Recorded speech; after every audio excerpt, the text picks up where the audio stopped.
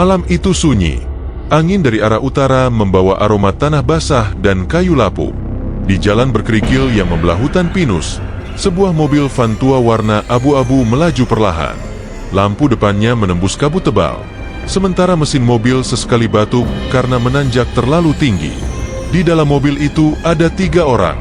Arman, jurnalis lapangan dari majalah Fakta Nusantara, Bayu, kameramen muda dengan handicam Sony di pangkuannya, dan Jaka, sopir merangkap teknisi alat yang paling pendiam di antara mereka. Arman menatap peta kusam di tangannya. Ia mengetuk-ngetuk meja dashboard dengan gelisah. Harusnya kita udah nyampe, kata warga terakhir di pos tadi. Kampungnya nggak jauh dari tikungan besar, gumamnya. Bayu menyorotkan senter ke arah peta. Tapi di peta ini nggak ada nama Kampung Wening, Mas. Cuma area hutan sama sungai kering. Apa mungkin orang itu cuma bercanda? Arman menghela napas. Justru itu yang bikin menarik. Kampung yang hilang dari peta. Tapi katanya tiap tahun ada orang yang hilang di sekitar sini. Kalau benar, kita bisa dapat liputan eksklusif. Jaka tetap fokus menyetir. Matanya tajam menembus kabut. Kalaupun benar ada kampung, pasti jauh di dalam. Gak ada jalan yang jelas. Kita udah lewat jembatan tua barusan. Artinya kita makin dalam ke arah utara. Tiba-tiba, petir menyambar di kejauhan. Langit bergemuruh, menandakan hujan besar akan turun. Bayu menutup kaca mobil yang bocor di sisi kiri. Tetesan air menetes ke bahunya, membuatnya merinding. Mas Arman, serius kita lanjut? Gila aja hujan di tengah hutan gini, katanya dengan nada takut. Arman hanya tersenyum tipis. Kalau gampang, semua orang udah ngeliput duluan. Tenang aja, sebentar lagi kita nemu tempatnya. Tak lama kemudian, di antara kabut putih pekat, muncul papan kayu reot di pinggir jalan. Tulisan di atasnya nyaris hilang dimakan lumut, tapi masih bisa terbaca samar. Selamat datang di Kampung Wening. Ketiganya saling berpandangan. Hening beberapa detik. Bayu menelan ludah. Mas, ini kayak di cerita-cerita rakyat yang sering kita bahas itu. Ya. Arman membuka pintu mobil tanpa menjawab. Angin malam langsung menampar wajahnya. Dari kejauhan, samar-samar terdengar suara gamelan yang sangat pelan, seperti datang dari bawah tanah. Ia menatap sekeliling. Kabut semakin tebal. Jalanan berubah jadi tanah becek, dan aroma bunga melati menyeruak entah dari mana. Mereka berjalan perlahan melewati gerbang kayu itu. Di baliknya, tampak rumah-rumah panggung dari kayu jati. Beberapa masih kokoh, tapi banyak yang dindingnya miring dan jendelanya pecah. Tak ada satupun lampu menyala. Tapi di tengah desa, ada api kecil dari obor yang ditancapkan di tanah. Kayak nggak ada orang hidup di sini, bisik Bayu. Namun Arman menunjuk ke satu rumah di ujung jalan. Pintu rumah itu terbuka sedikit. Dari celahnya, terlihat bayangan seseorang berdiri mematung menatap ke arah mereka. Saat Bayu menyorotkan senter, bayangan itu lenyap begitu saja. Mereka menelan ludah hampir bersamaan. Mas Arman, saya nggak yakin ini aman, kata Jaka dengan suara pelan. Kalau kita balik sekarang, masih sempat sebelum hujan deras. Arman menggeleng. Enggak, kita harus tahu apa yang sebenarnya ada di sini. Bayu, nyalain kameranya. Rekam semua dari sekarang. Bayu menekan tombol record. Suara dengung kaset mini DV mulai merekam. Ia mengarahkan kamera ke rumah-rumah yang sepi, ke papan kayu gerbang, dan ke jalan tanah berlumpur. Lensa kameranya berembun, tapi ia tak berhenti merekam. Beberapa menit kemudian, mereka tiba di balai desa. Bangunannya terbuat dari kayu tua, tiang penyangganya penuh ukiran aneh. Di tengah ruangan, tergantung gong besar berdebu dan kumpulan topeng kayu dengan ekspresi senyum yang aneh. Senyum yang seperti menahan jerit. Bayu mendekat untuk merekam detailnya, tapi Jaka menepuk bahunya. Lihat tuh, bisiknya. Di pojok ruangan, di bawah lampu minyak yang redup, ada sesosok pria tua mengenakan baju hitam longgar dan belangkon lusuh. Wajahnya keriput, matanya dalam, dan suaranya berat saat berbicara. Kalian, orang luar, katanya datar. Sudah lama tak ada yang datang ke sini. Arman melangkah maju sopan. Kami dari majalah Fakta Nusantara, Pak. Kami ingin menulis tentang sejarah kampung ini. Namanya Mbah siapa, kalau boleh tahu? Pria itu menatapnya lama. Orang sini memanggilku Mbah Guno. Tapi kalian sebaiknya tidak terlalu lama di sini. Bayu menurunkan kameranya. Kenapa, Mbah? Tanah ini sudah menelan cukup banyak nyawa, jawabnya pelan. Kalau kalian mau menulis, tulislah dari luar gerbang saja. Jangan bermalam. Arman mencoba tersenyum. Kami cuma butuh wawancara singkat dan mungkin foto beberapa rumah lama. Kami tidak akan mengganggu. Mbah Guno menatap mereka satu persatu. Kalian pikir bisa pergi kapanpun mau, ya? Tidak semua yang datang ke sini bisa kembali. Ucapannya membuat udara di ruangan tiba-tiba terasa berat. Api lampu minyak bergetar sendiri, seolah ditiup angin padahal semua pintu tertutup. Dari luar, terdengar suara langkah kaki banyak orang. Arman mengintip lewat jendela kecil. Tampak beberapa warga berdiri diam di jalan. Wajah mereka pucat, sebagian memegang obor. Mereka hanya menatap mobil tim jurnalis itu tanpa berkata apa-apa. Bayu mematikan kameranya. Mas, saya nggak enak. Mereka ngeliatin terus. Arman menepuk pundaknya. Tenang, kita tidur di mobil aja malam ini. Besok pagi kita wawancara, terus pulang. Mereka keluar dari balai desa dan berjalan cepat ke arah mobil. Tapi ketika sampai di tempat mobil diparkir, kendaraan itu sudah tidak ada.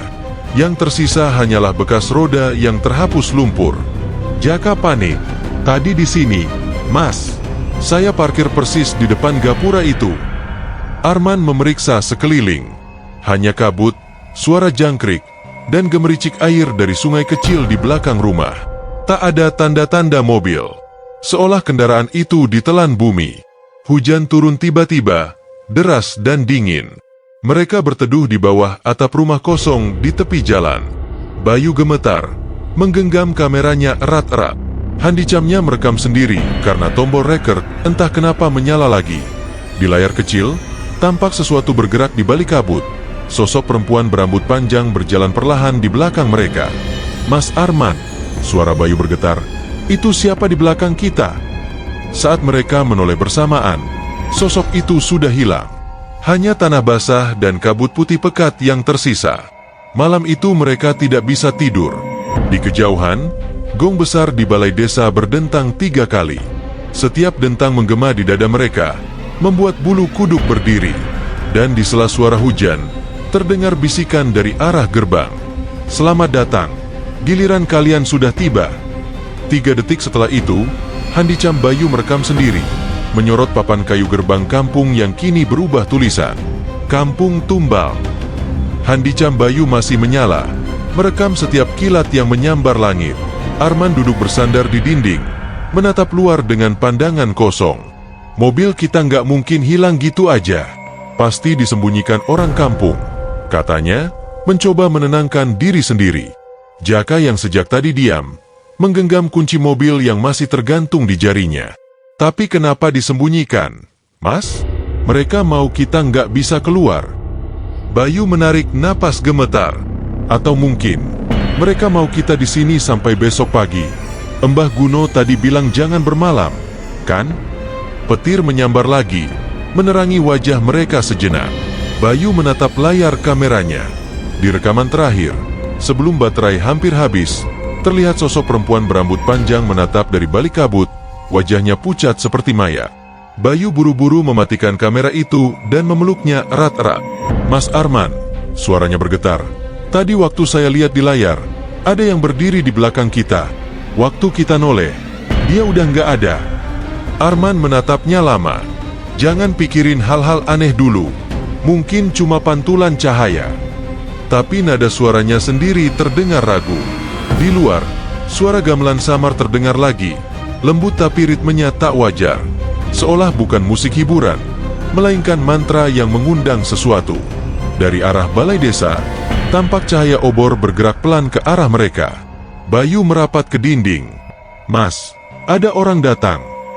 Arman mencondongkan tubuh, mengintip lewat celah papan. Di luar, 3 warga berjalan tanpa alas kaki, mengenakan pakaian putih panjang, membawa kendi tanah liat. Mereka berhenti di depan rumah tempat tim jurnalis berteduh. lalu menundukkan kepala dan memercikan air dari kendi ke tanah. "Mereka ngapain, Mas?" bisik Jaka. Salah satu warga menjawab tanpa melihat ke arah mereka, seolah tahu sedang diperhatikan. "Air penolak bala. Kalian sudah bawa angin buruk." Ketiganya saling berpandangan. Tubuh mereka kaku. Arman membuka pintu perlahan. "Pak, kami cuma numpang berteduh. Kami nggak bermaksud ganggu." Namun warga itu tidak menjawab. Mereka malah berjalan pergi ke arah balai desa, meninggalkan jejak lumpur yang entah kenapa tak mengering walau sudah tertiup angin. Menjelang tengah malam, hujan mulai reda, tapi kabut makin pekat. Udara dingin menusuk tulang. Arman menyalakan korek api untuk menerangi seisi rumah. Di atas meja tua, ada kendi tua berisi bunga layu dan segumpal rambut panjang. Aroma anyir menyengat hidung mereka. Bayu menatap kendi itu. "Mas, ini kayak sesajen." Jaka mendekat pelan. "Rambutnya masih basah." Arman mengerutkan dahi. "Mungkin peninggalan orang sini. Gak usah diutak-atik." Tapi sebelum ia sempat menutup kendi itu, angin berhembus kuat dari celah dinding. Api koreknya padam, dan sesuatu berbisik tepat di telinganya. "Jangan sentuh milikku." Arman menoleh cepat, tapi tak ada siapapun. Hanya dinding kosong dan tirai lusuh yang bergoyang sendiri. Bayu langsung berdiri dan menyalakan senter. Cahayanya menyorot ke sudut ruangan. Di sana tergantung foto keluarga lama. Warnanya pudar, menampilkan seorang pria, seorang wanita, dan anak kecil berumur sekitar 7 tahun. Semua tersenyum kaku. Jaka mendekat dan memperhatikan bingkai itu. Lihat, tulisan di bawahnya. Di bawah foto itu tertulis tangan goresan kasar. "Keluarga pertama yang tinggal di sini. Tumbal pertama." Bayu mundur beberapa langkah. Wajahnya pucat. "Tumbal? Maksudnya gimana, Mas?" Arman tak menjawab. Ia meraih handi cam dan menyalakan kembali. "Kita dokumentasikan semua. Kalau benar ini kampung angker, harus ada bukti." Saat ia menyorotkan kamera ke arah foto itu, gambar di layar mendadak bergoyang. Sinyal visual bergetar seperti gangguan magnetik. Dalam beberapa detik, wajah-wajah di foto itu berubah. Senyum mereka lenyap, digantikan ekspresi ngeri. Mata mereka seolah bergerak menatap kamera. Bayu menjerit dan menjatuhkan senter. Lampu senter berputar di lantai, menyinari langit-langit rumah. Dan di sana, di atas mereka, tergantung sesuatu. Sosok perempuan berambut panjang, mengenakan kebaya lusuh, tubuhnya menggantung terbalik. Matanya terbuka lebar, darah menetes dari bibirnya ke lantai. Rambutnya hampir menyentuh kepala Arman. Ketiganya terpaku. Tubuh Jaka gemetar hebat, tak bisa bergerak. Bayu mencoba lari, tapi pintu rumah tiba-tiba menutup keras dengan sendirinya. Perempuan itu perlahan menurunkan tubuhnya. Kakinya melayang, rambutnya menjuntai ke lantai. Suaranya serak dan pelan. "Kalian sudah datang. Berarti yang lama sudah selesai." Arman mundur dengan napas memburu. "Apa maksudmu?" Perempuan itu menatapnya tajam, lalu menghilang seketika, meninggalkan aroma anyir yang semakin kuat. Dari luar, gong besar di balai desa berdentang lagi, kali ini 4 kali. Jaka menutup telinganya. "Mas, ini bukan tempat normal. Kita harus keluar dari sini sekarang juga." Mereka berlari ke pintu belakang. Di luar, hujan berhenti total, tapi langit gelap tanpa bintang. Jalanan yang tadi mereka lalui kini berubah. Rumah-rumah di kiri kanan tampak lebih banyak dari sebelumnya, seolah kampung itu bertambah luas dengan sendirinya. Bayu menoleh ke belakang. Rumah tempat mereka berteduh sudah hilang, tergantikan gundukan tanah basah seperti kuburan baru. Di atasnya tertancap kayu pendek dengan bunga melati di pucuknya. "Bak yang tadi," gumamnya. "Apa dia yang dikubur di situ?" Arman menarik mereka untuk terus berjalan. "Gak usah lihat. Kita cari Mbah Guno. Minta tolong dia tunjukin jalan keluar." Namun jalan menuju balai desa justru membawa mereka ke arah berbeda. Setiap kali mereka belok, pemandangan sama kembali muncul. Rumah kayu, sumur tua, dan papan bertuliskan Kampung Wening. Seolah mereka berputar dalam lingkaran. Tiba-tiba, Bayu berhenti. Di tanah di depan mereka, Ada jejak roda mobil yang baru, sama seperti ban mobil mereka yang hilang. Ia berlari mengikuti jejak itu, berharap bisa menemukan kendaraan mereka. Tapi jejak itu berakhir di tengah lapangan kosong. Di sana hanya ada satu benda, kamera handicamnya sendiri, tergeletak di tanah dalam keadaan menyala, merekam sesuatu. Bayu mengangkat kamera itu. Di layar, terlihat 3 sosok orang sedang berdiri di tengah lapangan, tepat seperti mereka. Tapi dalam rekaman itu, ketiganya sudah berdarah, wajah mereka pucat, dan di belakang mereka berdiri puluhan warga kampung memegang obor, bersiap mengelilingi. Bayu menjatuhkan kameranya, menatap ke belakang dengan ketakutan. Dan benar, warga kampung sudah berdiri di sana, diam, memandang mereka tanpa ekspresi. Di antara mereka, Mbah Guno muncul, membawa tongkat kayu panjang. "Aku sudah bilang," katanya dengan suara parau, "tanah ini tidak mau dibiarkan kosong." Arman melangkah maju, wajahnya keras. "Kami cuma mau liputan, Mbah. Kami nggak bermaksud." "Bukan kalian yang memilih tanah ini," potong Mbah Guno. "Tanah ini yang memilih kalian." Warga serempak mengetuk tanah dengan tongkat bambu. Sosok perempuan berkebaya tadi muncul lagi, kali ini di antara warga, menatap mereka dengan senyum yang menakutkan. Ia menunjuk ke arah Bayu. "Mulailah dari yang paling muda." Semua warga bergerak maju. Dan malam itu, di bawah cahaya obor yang menari di antara kabut, jeritan pertama terdengar, memecah kesunyian kampung Wening. Malam di kampung Wening terasa panjang, seolah waktu berhenti berjalan. Kabut menggulung seluruh desa, menelan cahaya obor dan suara jangkrik. Di tengah lapangan, Arman, Bayu, dan Jaka berdiri terpaku menghadapi puluhan warga yang diam seperti patung. Obor di tangan mereka berkobar tenang, tapi api itu tidak memantulkan bayangan ke tanah. Bayu mundur satu langkah, suaranya gemetar. "Mas Arman, mereka nggak berkedip." Arman melangkah maju setengah, mencoba menjaga tenang meski jantungnya berdetak keras. "Kami cuma peliput, Mbah. Kami nggak mau ganggu siapapun." Mbah Guno berdiri paling depan. Wajahnya datar tanpa emosi. "Kalian sudah masuk tanpa izin, dan yang masuk ke tanah ini harus menuntaskan gilirannya." Jaka berteriak, "Giliran apaan? Kami cuma tersesat." Warga serempak menunduk, lalu mengetuk tanah 3 kali dengan tongkat bambu mereka. Suara yang timbul bergema dalam dada, seperti pukulan gong yang menyesakkan dada. Dari bawah tanah terdengar suara gemeretak pelan, seperti batu yang digesek perlahan. Bayu menutup telinganya, tapi suara itu justru terasa dari dalam kepala. Di antara kabut, tanah mulai bergetar. Seekor burung gagak terbang rendah, lalu jatuh mati tepat di depan kaki Arman. Tiba-tiba, semua warga berhenti. Suara gong dari arah balai desa berdentang lagi. Kali ini hanya 1 kali, namun dentang itu seperti menggetarkan udara. Mbah Guno mengangkat tongkatnya tinggi-tinggi. "Tanah sudah memilih," katanya pelan. Matanya tertuju pada Bayu. Bayu terpaku. Apa maksudnya? Sebelum siapapun sempat bereaksi, tanah di bawah kaki Bayu retak kecil. Lumpur perlahan naik, membentuk lingkaran hitam pekat. Arman menarik Bayu sekuat tenaga, tapi kakinya seolah tertahan oleh sesuatu dari bawah. Jaka ikut membantu menarik, tapi tubuh Bayu makin tenggelam. "Mas Arman, tolong! Kaki saya ditarik. Ada yang narik dari bawah," teriak Bayu panik. Arman menggenggam lengannya erat. "Pegang kuat-kuat." Namun dari dalam lumpur muncul tangan pucat, berlendir, mencengkeram pergelangan kaki Bayu. Tangan itu bukan milik manusia. Jari-jari panjang dengan kuku hitam menusuk kulitnya.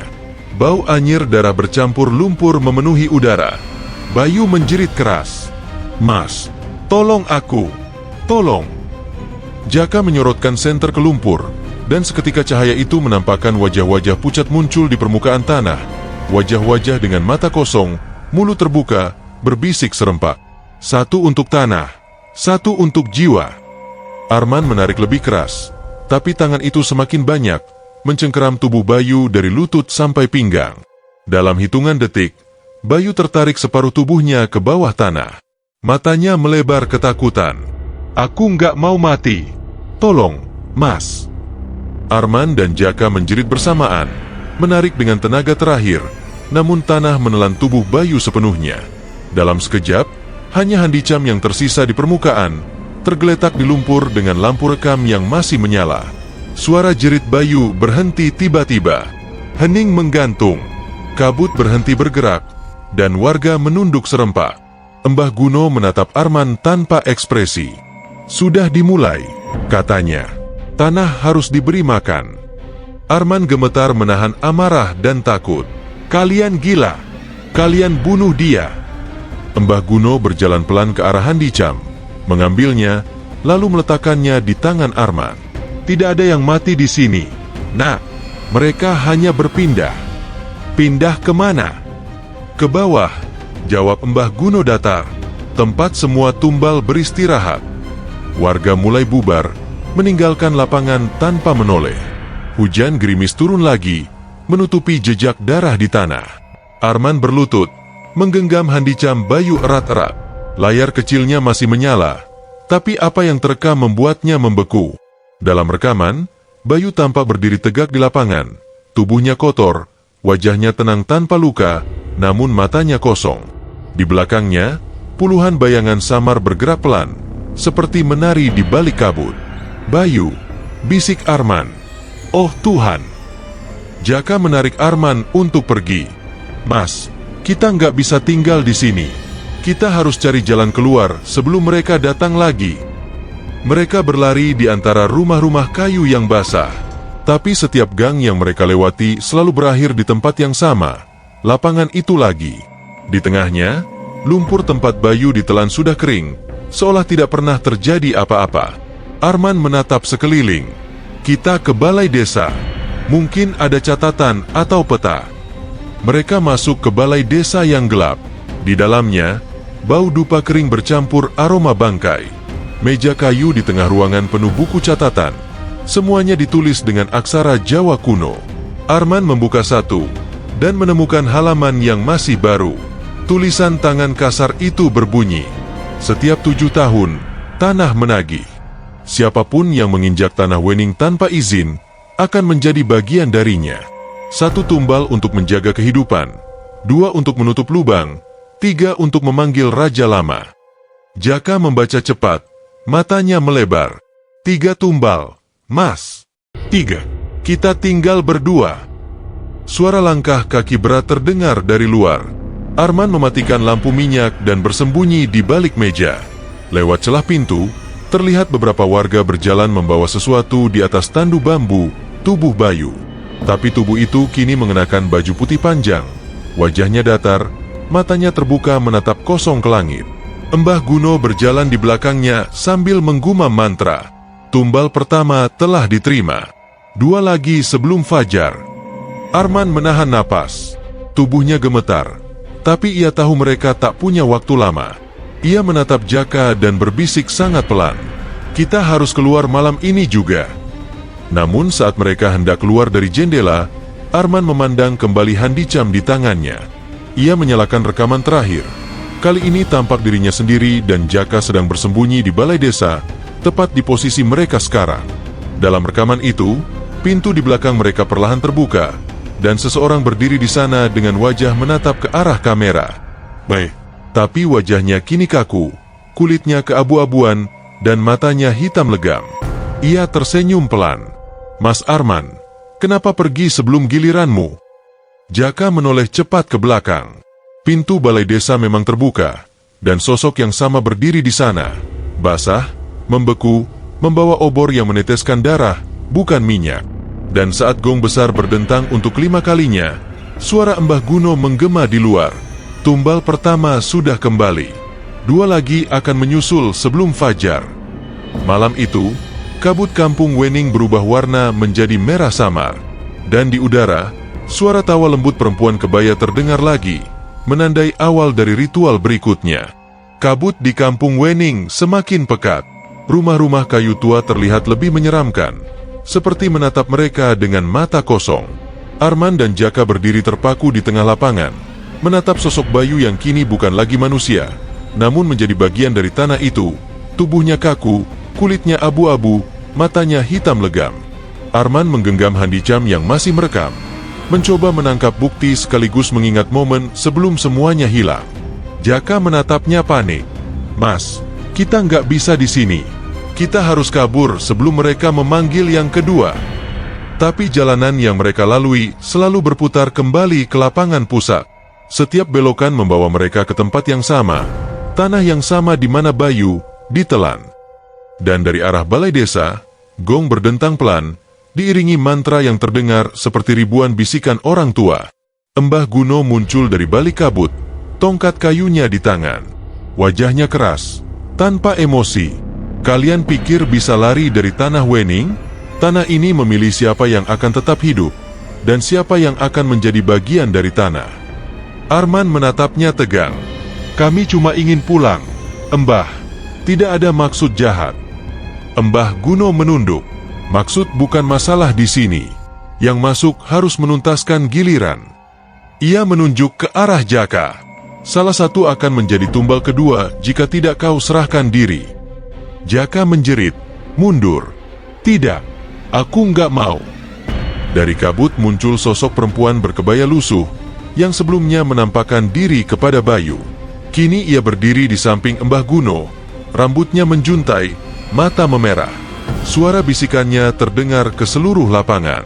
"Dua lagi, sebelum fajar menutup mata." Arman menggenggam Jaka, menariknya ke arah sebuah sumur tua yang berdinding batu, beraliran air gelap. "Kita masuk situ. Siapa tahu ada jalan bawah tanah." Mereka menuruni tangga batu ke dalam sumur. Bau anyir darah dan tanah basah menyengat. Air mengalir tipis di dasar sumur, namun temboknya licin. Handicam Bayu masih menyala di tangan Arman, merekam setiap langkah mereka.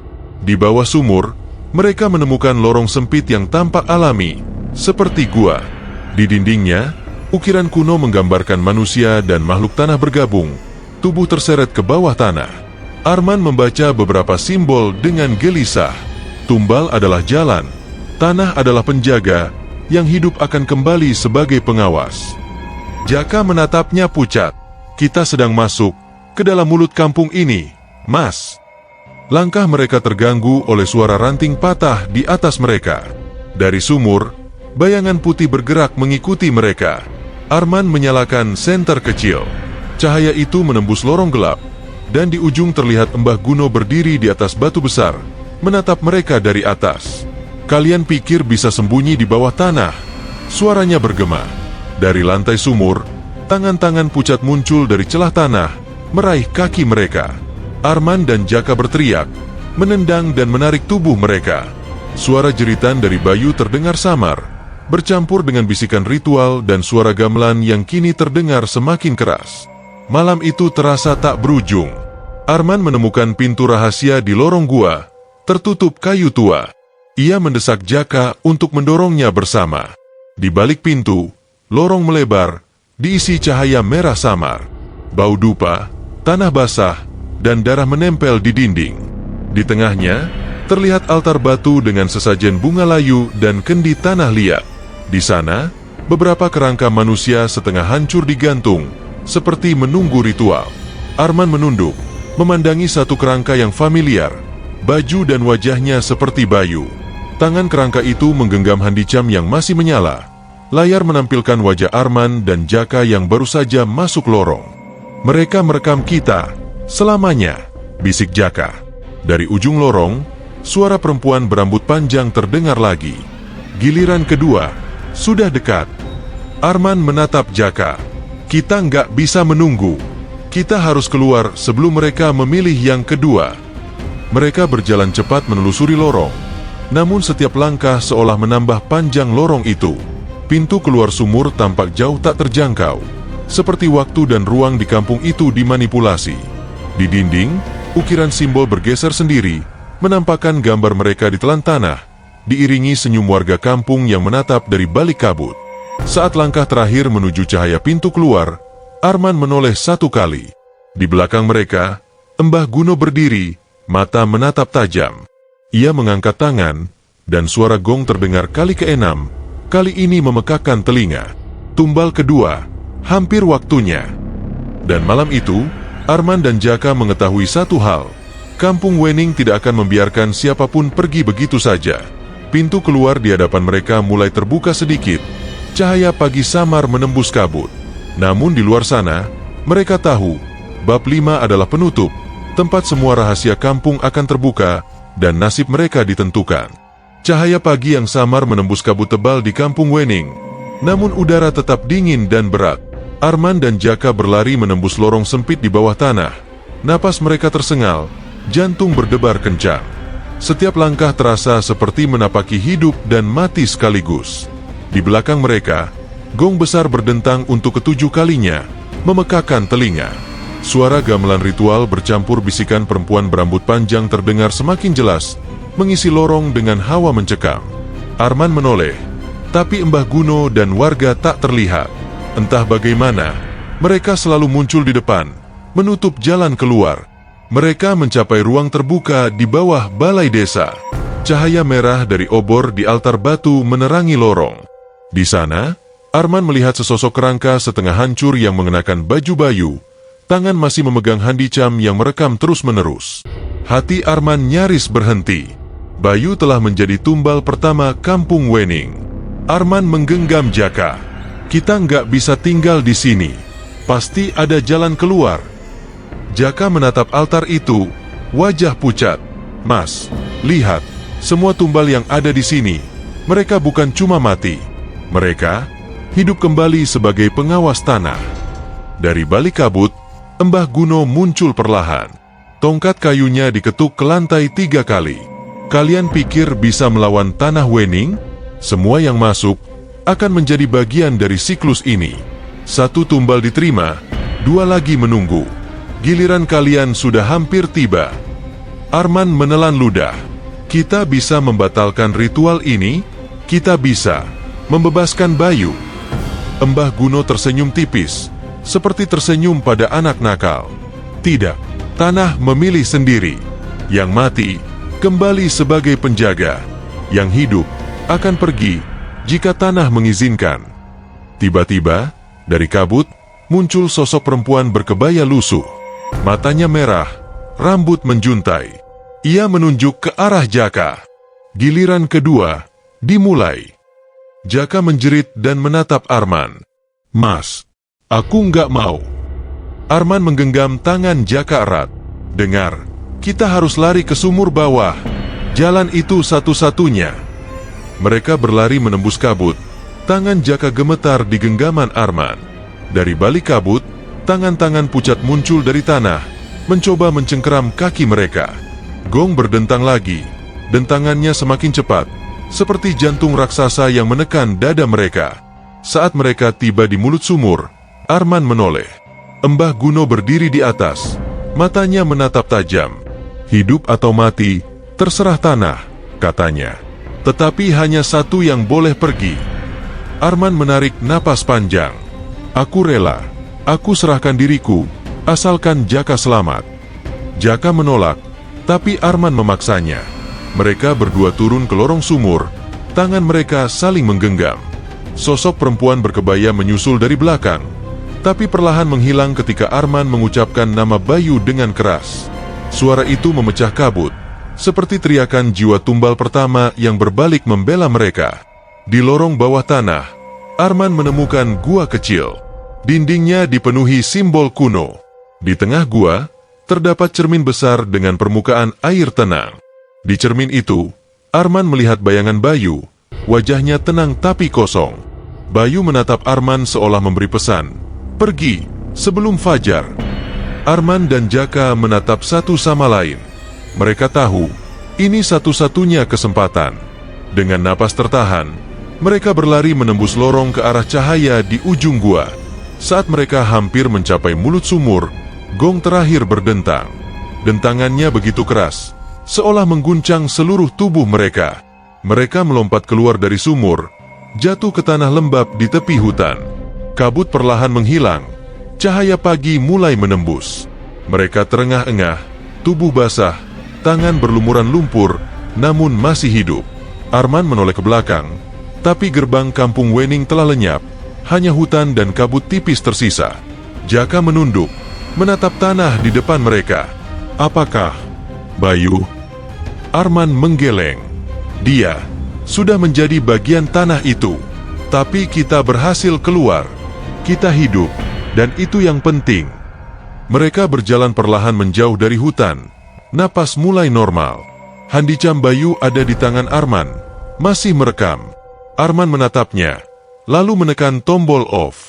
Rekaman itu akan menjadi saksi, tapi juga pengingat mengerikan. Kampung Wening tidak pernah membiarkan siapapun pergi begitu saja, dan siklus tumbal akan terus berlanjut. Mereka keluar dari hutan, dan di kejauhan terlihat jalan utama yang sudah dikenali. Kabut hilang, burung mulai berkicau. Namun di hati mereka, ketakutan masih membara. Satu tempat di peta ini, yang tak pernah tercatat, tetap menyimpan rahasia kematian dan kutukan abadi. Arman menatap Jaka. Kita harus pergi sekarang.